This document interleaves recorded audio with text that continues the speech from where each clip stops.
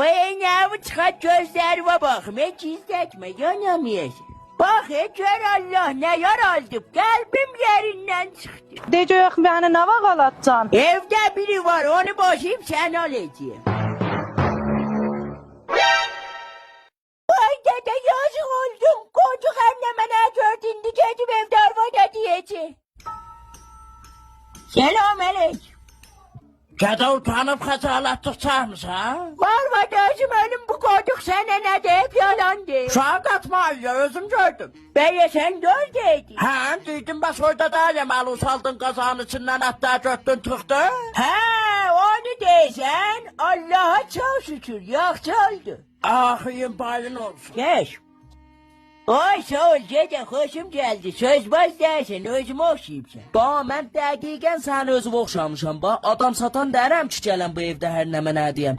Fəqət kartı ver bütün mən çəkin bura paça-paça olaq. Vay köpeği anneşler bende bütün ne sürdü cehennem oldu. Bəs onda maman Yok deme geverim. ver mən əllərini ağrımaz. Yanmıyor sen haramın olsun.